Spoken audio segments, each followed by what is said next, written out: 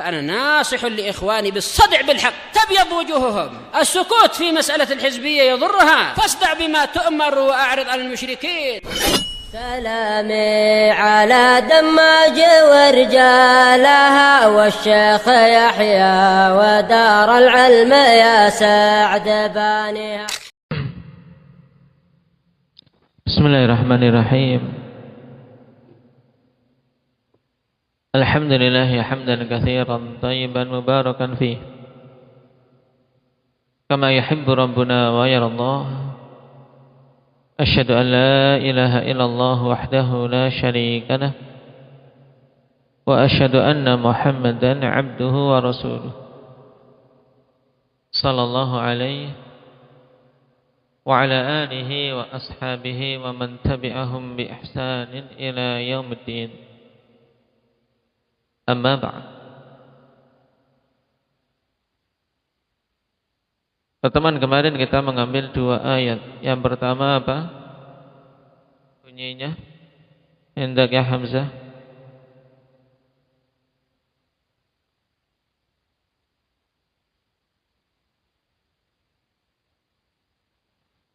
Wa yarjuna rahmatahu.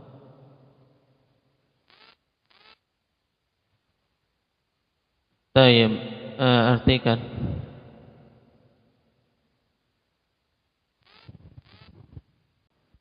Tayyib. Konsentrasikan kepada bagian ulaikal ladzina yad'una yabtaghuna ila rabbihimul wasilata ayyuhum aqrab. Terus bisa memaknakan dengan benar. Nah, itu ulaika berarti di sini apa? Segala sesuatu yang mereka sembah, baik itu jin, manusia, malaikat, para nabi. Alladzina yad'un, ini jumlah nama alladzina kedudukannya untuk apa? Mensifati ulaik. Yad'un silah aidnya mana ini? Yad'un aidnya mana Hudzaifah?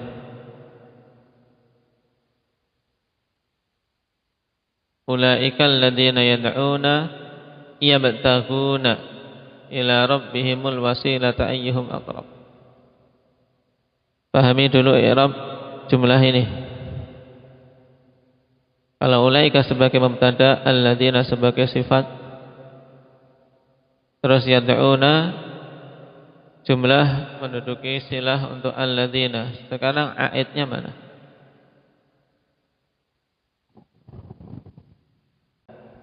Naam, ahsanta. Yaitu aidnya mahdzuf ya ikhwan. Naam, takdirnya hum. Ulaikal ladzina yad'unahum, ya. Mereka-mereka yang para manusia tersebut beribadah kepada mereka. Yabtaghuna ila rabbihimul wasilah, mencari cara bagaimana untuk bisa mendekatkan diri kepada Rabb mereka. Siapa yang paling terdekat? Ini. Taib, dan telah disebutkan kemarin sebab turunnya ayat ini bagaimana Badri?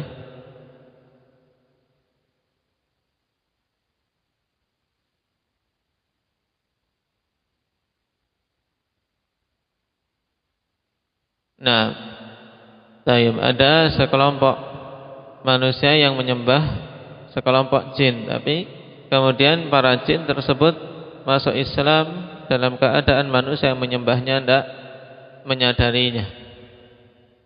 Taib, sehingga di sini sangat jelas orang-orang atau para jin yang diibadahi tersebut ternyata mereka beribadah kepada Allah. Nah, sehingga seharusnya yang beribadah kepada para jin itu juga apa? hanya beribadah kepada Allah saja. Tayyib. Terkait dengan tafsir tauhid ayat ini bagaimana kaitannya? Indah ya Ismail.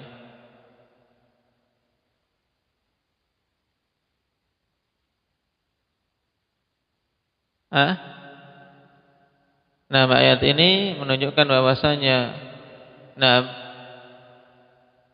untuk seorang bisa memahami tauhid harus bisa apa? Harus berlepas diri dari kesyirikan. Bahwasanya dalam tauhid terkandung padanya bara'ah minasyirki. Karena tidak boleh seorang beribadah kepada Allah tapi juga beribadah kepada selain Allah. Kemudian ayat yang kedua, apa itu bunyinya? Indaka Rasha.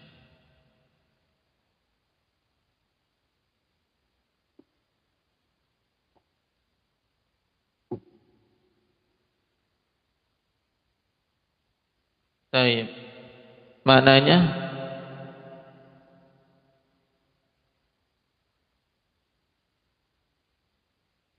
wa idh qala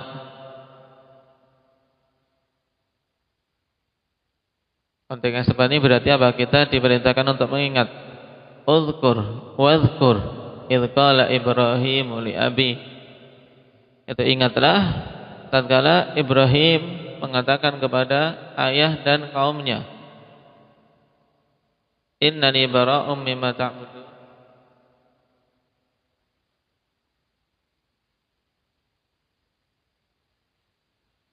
Ta'budun. Baik. Bahwasanya aku ini berlepas diri dari segala sesuatu yang kalian ibadahi. Illal ladzi fatarani fa innahu sayahdin. Kecuali zat yang telah menciptakanku, karena dia akan memberikan hidayah kepada. Tayyib. Inti dari ayat ini terkait bab yang sedang kita pelajari apa? Indak Salman.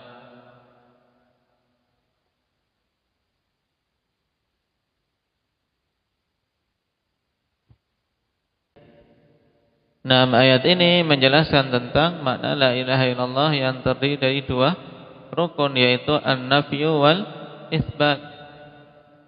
Pada innani bara'um mimma ta'budun ini menjelaskan makna nafi. Pada la ilaha, sesungguhnya aku berlepas diri dari apa yang kalian ibadahi.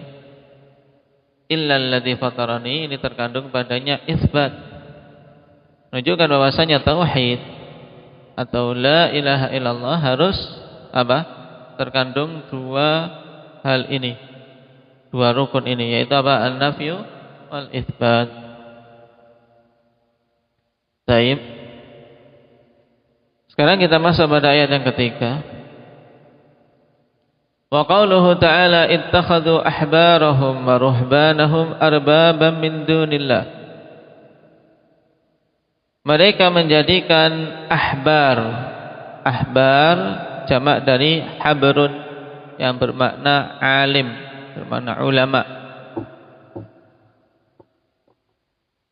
Wa ruhbanahum, dan ruhban maknanya ubbad, ahli ibadahnya mereka.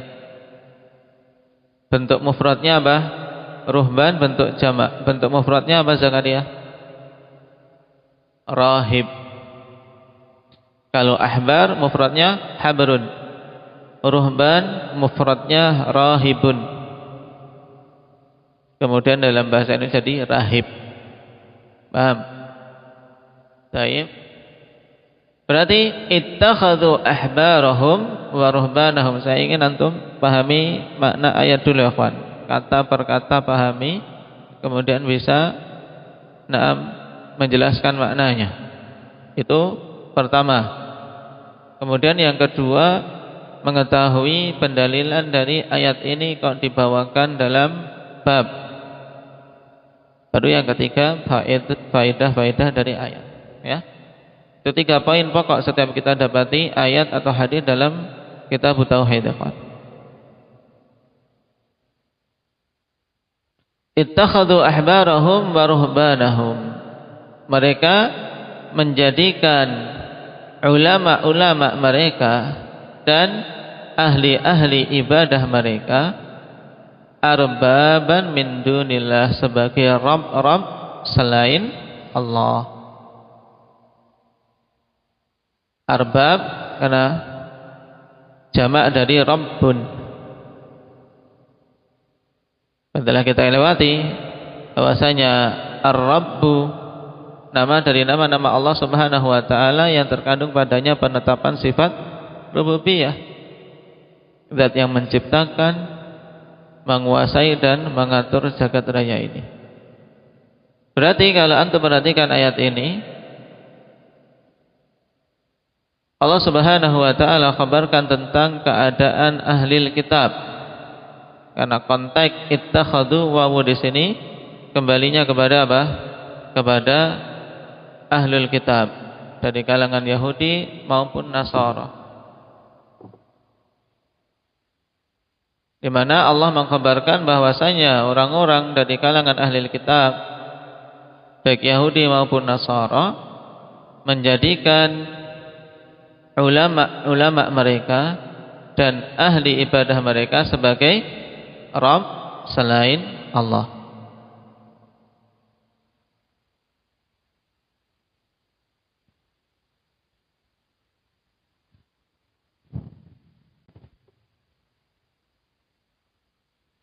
Wal Masih ibn Maryam, dan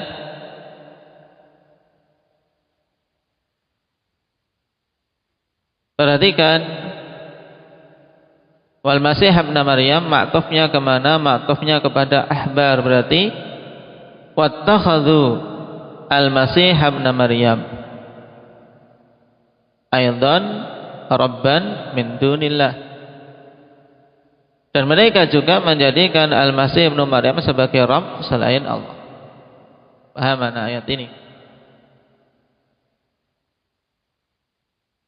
Wa ma umiru illa liya'budu ilaha wahida, padahal mereka tidaklah diperintahkan kecuali agar beribadah kepada ilah yang satu. La ilaha illahu, tidak ada ilah yang hak untuk diibadahi kecuali Dia. Subhanahu amma yusyrikun, maha suci Dia, yaitu maha suci Allah Subhanahu wa taala dari apa-apa yang mereka sekutukan.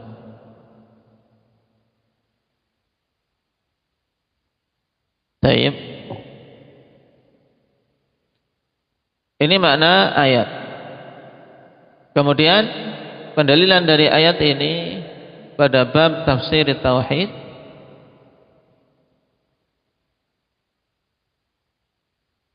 yaitu ayat ini menunjukkan bahwasanya Allah Subhanahu wa taala mengingkari apa yang dilakukan oleh para ahbar dan ruhban tersebut, di mana mereka mengingkari ahli kitab yang menjadikan ahbar, ruhban, demikian pula Isa sebagai sesembahan selain Allah. Jadi menunjukkan bahwasanya seorang untuk bisa dikatakan mentauhidkan Allah ketika apa? Liya'budu ilaha wahida, hanya beribadah kepada ilah yang satu saja. Naam.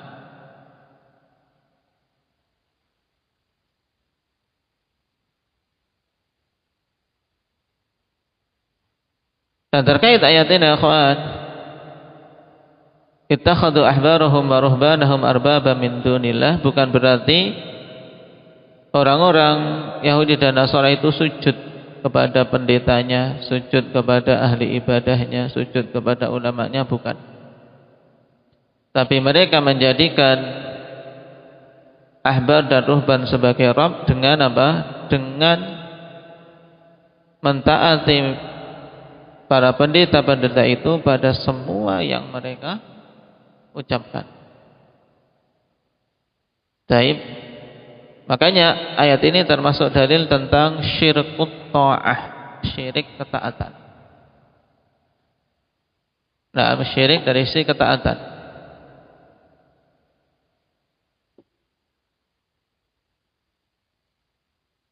Dan tauhid harus seorang hanya taat kepada Allah Subhanahu wa taala dengan ketaatan yang mutlak. Menyerahkan ketaatan yang mutlak itu hanya kepada Allah Subhanahu wa taala.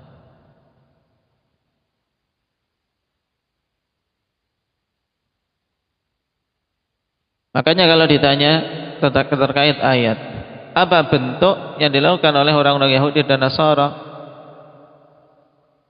sehingga mereka dikatakan menjadikan ahbar dan ruhban sebagai Tuhan selain Allah? Bentuknya adalah dengan apa? Mentaati mereka secara mutlak. Taat pada kemaksiatan, taat pada hal-hal yang menyelisihi syariat Allah Subhanahu wa taala. Ini merupakan bentuk menjadikan pendeta-pendeta itu sebagai Rabb selain Allah. Dan itu jelas bertentangan dengan tauhid.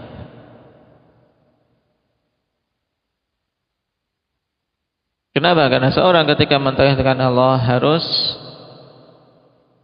memurnikan ketaatan secara mutlak kepada Allah Subhanahu wa taala, dan tidak boleh mentaati selain Allah pada hal-hal yang merupakan kemaksiatan kepada Allah. Qala wa qawluhu ta'ala wa minan nasi man yattakhidhu min dunillahi andadan yuhibbunahum ka hubbillah. Ayat yang berikutnya Allah Subhanahu wa taala katakan wa minan nas, dan di antara manusia man yattakhidhu min dunillahi andada, ada orang-orang yang menjadikan selain Allah sebagai andadan. Andad akhwan jamak dari niddun yang bermakna asyabih wan nadhir, tandingan. Oleh karena itulah Nabi sallallahu alaihi wasallam ketika ada orang mengatakan kepada beliau masya Allah wa syi'ta, Nabi mengatakan aja'altani lillahi niddan, apakah kamu mau menjadikan aku sebagai tandingan bagi Allah? Qul masya Allah wahdah, katakan masya Allah, atas kehendak Allah semata. Jadi mana anda apa tadi? Abdul Hafid?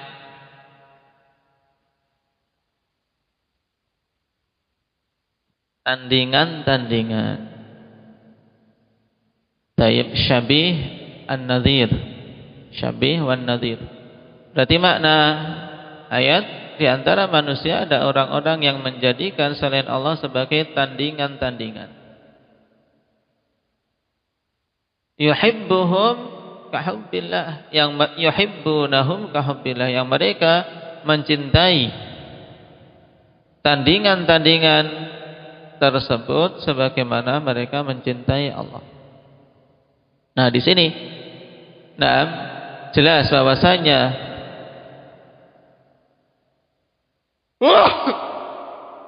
alhamdulillah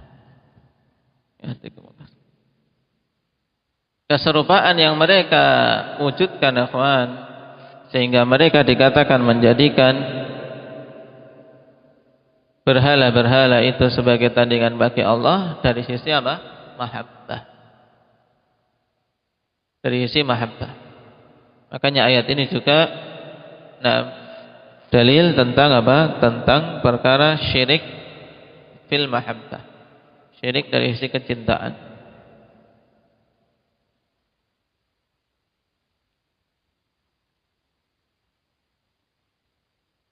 Walladzina amanu asyadduhum banillah, dan adapun orang-orang yang beriman maka mereka adalah hamba-hamba yang sangat kuat kecintaannya kepada Allah Subhanahu wa taala, melebihi kecintaan orang-orang musyrikin terhadap Allah.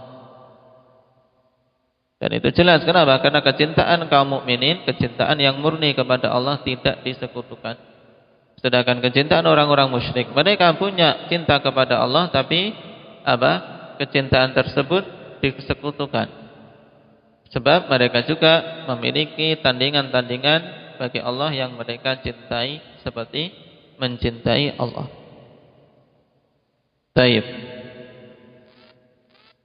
Maka pada ayat yuhibbunahum kahubbillah ikhwan, perlu diketahui ada khilaf di kalangan para mufassirin. Ada dua pendapat dalam penafsiran ayat ini. Yuhibbunahum kahubbillah,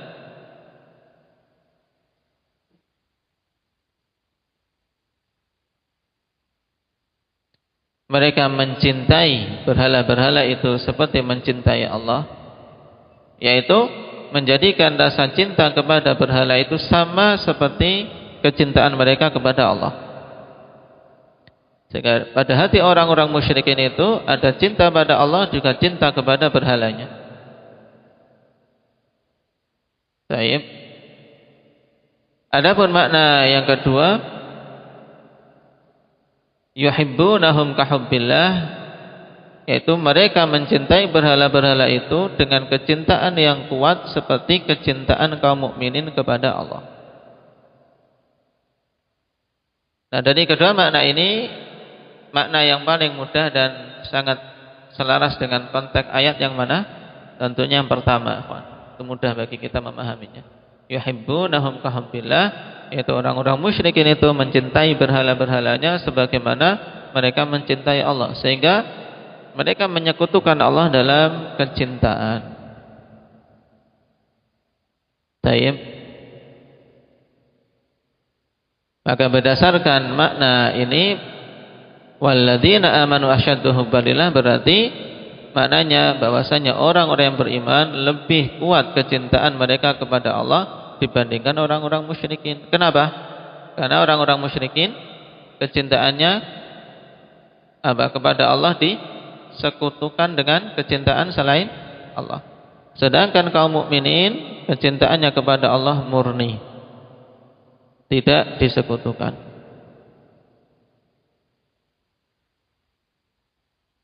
Baik.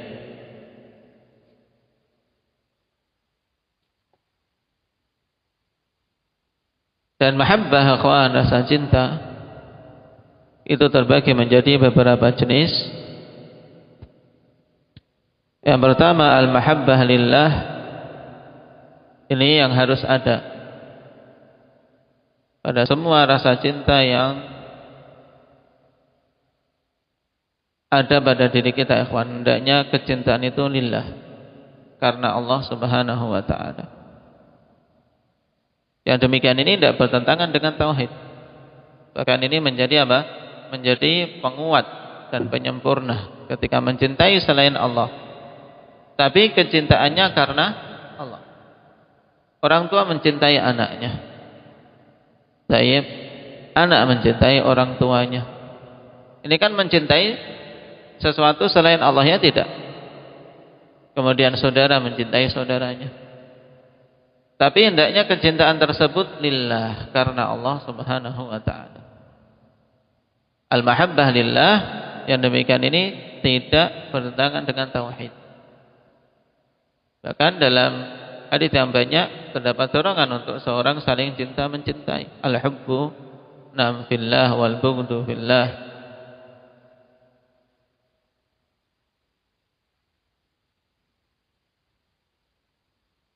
Adanya pahala.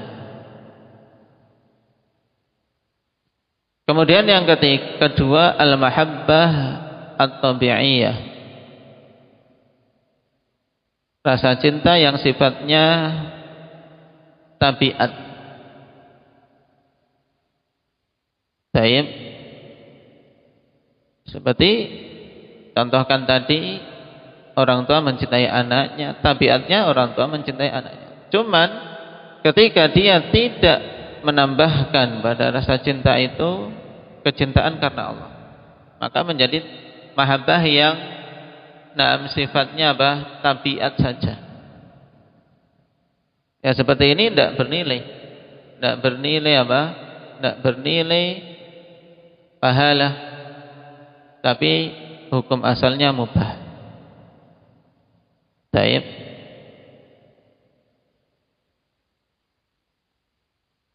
Yang demikian ini juga tidak bertentangan dengan mahabbatullah, dengan rasa cinta kepada Allah. Kenapa? Karena tabiatnya manusia ya cinta kepada anak, cinta kepada keluarganya. Baik. Adapun yang dibenci, yang harus ditinggalkan adalah yang ketiga adalah al-mahabbah ma'allah.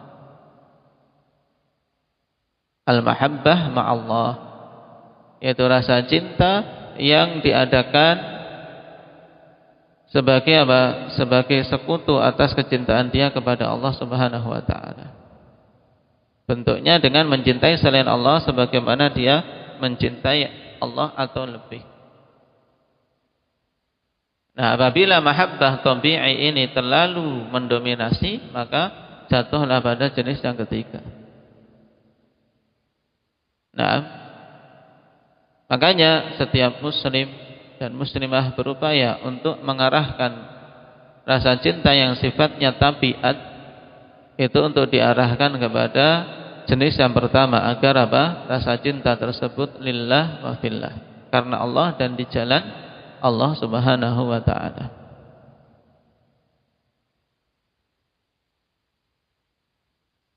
Baik.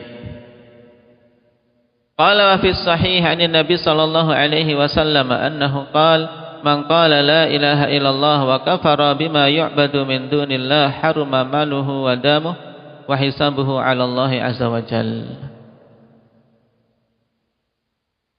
Dan dalam as-sahih, dan ini akan kita dapati dalam kitab Tauhid ikhwan, Syekh Muhammad bin Abdul Wahhab rahimahullahu taala terkadang mengungkapkan demikian saja, wa fi sahih.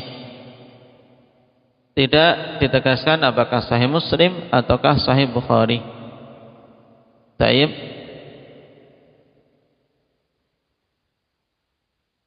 Dan yang diinginkan dalam hadis ini adalah sahih Muslim.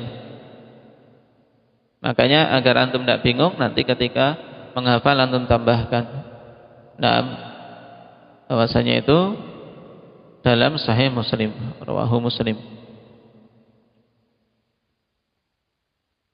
Dan dalam Sahih Muslim dari Nabi sallallahu alaihi wasallam bahwasanya Nabi sallallahu alaihi wasallam bersabda, "Man qala la ilaha illallah," siapa saja yang mengucapkan la ilaha illallah dan kufur dengan segala sesuatu selain Allah, wa kafara bima yu'badu min dunillah, dan kufur dengan segala sesuatu yang diibadahi selain Allah, maka haramlah harta milik dia untuk dirampas dan darahnya untuk ditumpahkan. Sedangkan hisabnya kelak di hari kiamat atas Allah Subhanahu wa taala. Baik. Ketika menghafal juga ditambahkan sahabinya ikhwan di akhir. Baik.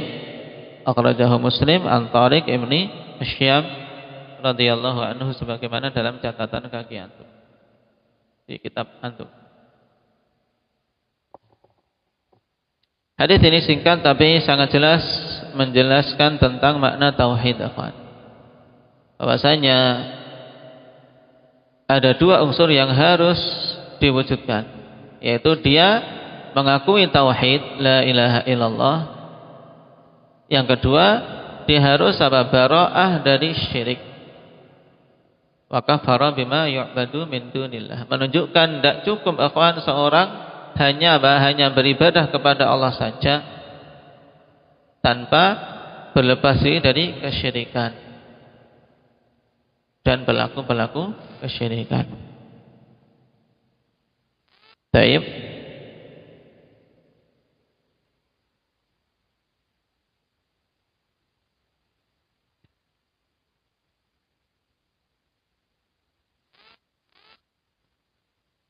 Dan masail dari dalil-dalil ini akan kita baca dalam penjabaran setelahnya insyaallah taala. Kata beliau, wa syarhu hadhihi tarjamah ma ba'daha minal abwab, dan syarah untuk bab ini atau judul ini yaitu bab tafsir tauhid, syarahnya adalah 6 bab-bab yang ada setelahnya. Berarti bab-bab yang akan kita lewati nanti Nah, hakikatnya adalah syarah untuk apa? Untuk bab ini. Ya, penafsiran tauhid dan syahadah la ilaha illallah. Baik, barakallahu fikum. Pahami makna ayat dan makna hadis, akhwan. Kemudian insyaallah antum akan mudah dalam mengambil masail yang akan dipaparkan oleh Syekh Muhammad bin Abdul Wahhab setelahnya. Naktahi bihadza walhamdulillahirabbil alamin.